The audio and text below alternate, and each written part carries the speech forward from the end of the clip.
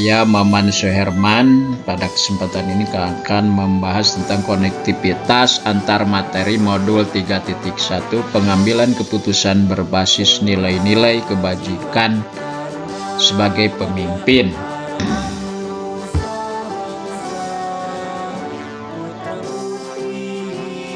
Dengan fasilitator Ibu Gilang Asri Devianti, pengajar praktek Ibu Rini Kusrini.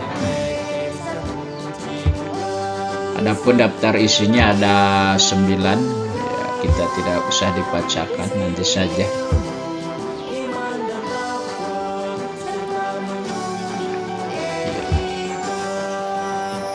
Ini ada 4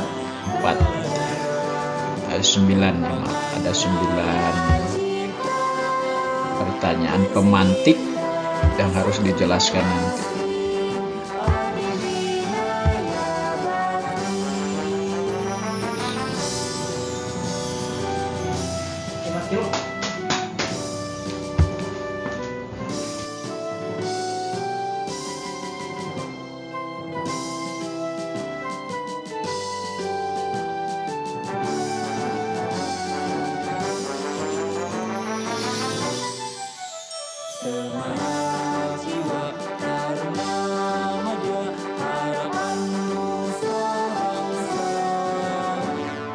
Bagaimana pandangan Ki Hajar Dewantara dengan filosofi Pratap Triloka memiliki pengaruh terhadap pengambilan keputusan sebagai seorang pemimpin pembelajaran, yaitu ada Ingang Sok Sung Tulodo di depan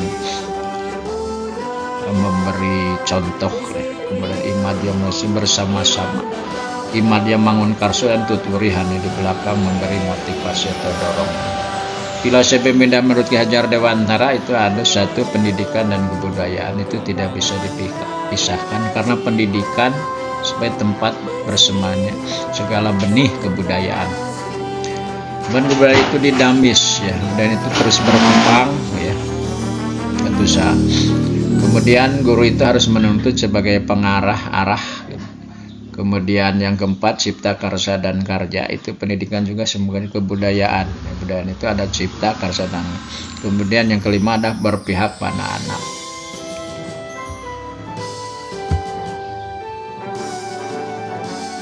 Dua, bagaimana nilai-nilai yang tertanam dalam diri berpengaruh kepada prinsip-prinsip dalam pengambilan suatu keputusan. Dalam mengambil suatu keputusan sangat dipengaruhi oleh nilai yang tertanam dalam diri kita.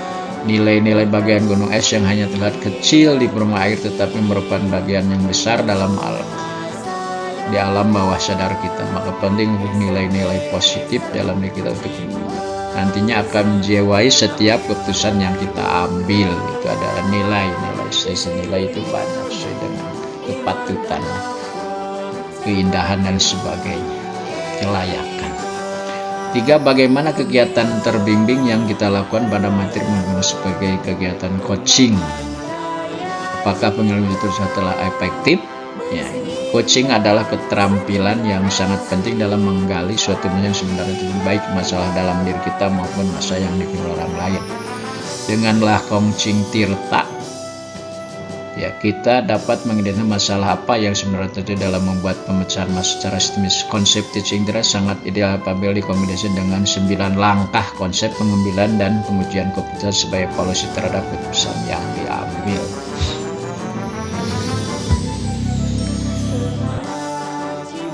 4, bagaimana pembahasan studi kasus yang fokus pada masalah moral etika kembali kepada nilai yang diatur seorang pendidik. Pada pembahasan studi kasus yang pada masalah moral atau etika diperlukan kesadaran diri atau self-awareness dalam keterangan berhubungan sosial untuk mengambil keputusan. Kita dapat menggunakan 9 langkah konsep pengambilan dan pengujian keputusan terutama pada uji legalitas untuk menentukan apakah masalah tersebut termasuk bujukan moral yang berarti benar lawan salah, ataukah dilema etika yang merupakan persoalan benar lawan benar. Apabila persoalan yang dihadapi adalah bujukan moral, maka dengan tegas sebagai seorang guru kita harus kembali ke nilai-nilai kebenaran. 5, bagaimana pengambilan keputusan yang tepat tentunya berdampak pada tercipta lingkungan yang positif, kondisi aman dan nyaman. Jelas, pengambilan keputusan yang tepat akan berdampak pada terciptanya lingkungan yang positif, kondusif, aman, dan nyaman. Kondisi tersebut adalah kondisi yang kita inginkan, maka untuk melakukan perubahan diperlukan suatu pendekatan yang sistematis. Dalam hal ini kita menggunakan pendekatan lingkup yang positif bagja untuk melakukan perubahan ke arah yang lebih baik. Selanjutnya, apakah kesulitan-kesulitan di lingkungan Anda yang sulit untuk menjalin pengalaman kesulitan terhadap kesulitan itu? Apakah kembali ke masalah perubahan paradigma di lingkungan Anda?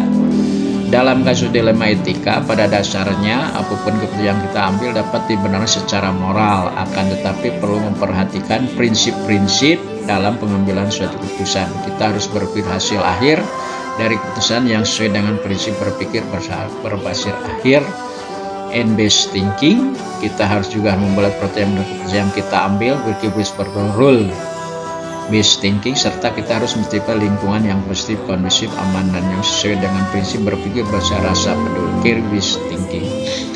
7.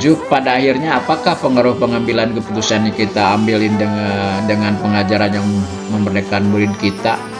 Merdeka belajar merupakan tujuan akhir dari pembelajaran kita lakukan. Mereka belajar berarti siswa bebas untuk mencapai kodrat alamnya, pengembangan kompetensinya, potensi tanpa ada tekanan dan dari pihak manapun. Siswa juga dapat mencapai kebahagiaannya sesuai dengan potensi yang dia miliki. Maka keputusan yang kita ambil tidak boleh merampas kebahagiaan siswa dan juga merampas potensi yang dimiliki siswa. Bagaimana seorang pemimpin pembelajaran dalam mengambil keputusan yang mempengaruhi kehidupan atau masa depan murid-muridnya? Guru adalah pemimpin pembelajaran sebagai seorang pamong yang diberati seorang petani yang menyemai benih. Benih tersebut dapat tumbuh subur apabila dirawat dan dijaga dengan baik. Demikian juga dengan murid, seorang guru bertanggung jawab untuk mengembangkan potensi yang dimiliki murid. Sebagaimana petani yang menyemai benih untuk mendapatkan hasil yang baik, sehingga setiap keputusan guru akan berpengaruh pada masa depan murid. 9. Apakah kesimpulan akhir yang dapat Anda tarik dari pembelajaran modul materi ini dan berkaitan dengan modul sebelumnya? Kesimpulannya, 1. Pengambilan keputusan adalah suatu kompetensi atau skill yang harus dimiliki oleh guru, harus berlandaskan kepada filosofi Ki Hajar Dewantara yang dikatakan sebagai pemimpin pembelajaran. 2. Pengambilan keputusan harus berdasarkan pada budaya positif dan menggunakan alur bagja yang akan mengantar pada lingkungan yang positif, kondusif, aman, dan yang well-being. 3. Dalam pengambilan keputusan, seorang guru harus memiliki kesadaran full mindfulness untuk mengantarkan dirinya menuju profil pelajar Pancasila.